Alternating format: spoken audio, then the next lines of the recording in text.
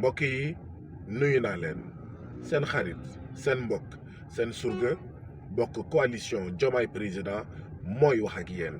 ñun ñoo ko déggandoo nee nañ duñu génnee Bassirou Diomaye Faye du feeñ RTS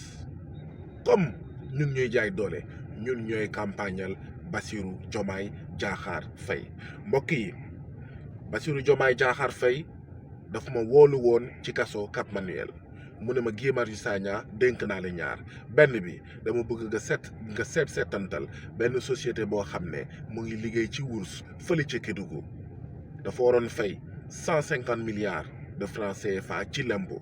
gouvernement bu Macky Sall fay loo ko 14 milliards de francs CFA ci ñaar yi ci diggante bi mu am 136 milliards de francs CFA 136 milliards yoo xam ne ñàkk nañ ko mënoon a dugg ci mbéy mi mënoon a dugg ci njàng bi ci wér-gu-yaram ci kaaraange ci ndaw yi ci jigéen yi ak ñoom seen mu ne ma dénk naa la ñaar ma ne ko naam Diomaye mu ne ma demal seetal ma fële mbuurkat am na suuf soo xam ne dañ ko caxat-caxatee seen biir sàcc ko luubal ko xañ suuf ñi nga xam ne ñoom ñooy askan wi li ma bëgg a wax foofu mbokk yi mooy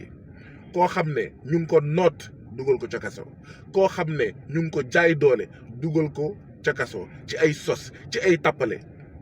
lijjantewul li nga xam ne dañ ko noot moom ci kaso bi muy lijjanti alalu amu askanu Sénégal fu muy dugg ngir ñu saytu ko saytuwin bu mucc ayib ngir suqali Sénégal ngir génnee askanu Sénégal ci jafe-jafe moo tax Bassirou Diomaye Diakhar Faye waruñu ko ñàkk waruñu rëcc nañ ko fal 5e président de la République du Sénégal waaye Bassirou Diomaye Diakhar Faye bettuñu ndaxte ki ko tànn muy président Ousmane Sonko def na fukki at ak juróom ci l'impôt et domaine amul benn fistine boo xam ne sàcc na ko amul benn pàkk suuf boo xam ne sàcc na ko loolu di rek firndeel ne Diomaye mooy Sonko Sonko mooy Diomaye waaye mbokk yi dañ doon faral di wax ne suul gaz du ko teree xeeñ waaye suul Bassirou Diomaye Diakhar Faye du ko teree feeñ tëj ko kaso du ko teree am ndam waaye itam xañ ko RTS du ko teree am ndam Diomaye mooy Sonko Sonko mooy Diomaye aywa leen ñu voteel Bassirou Diomaye Diakhar Faye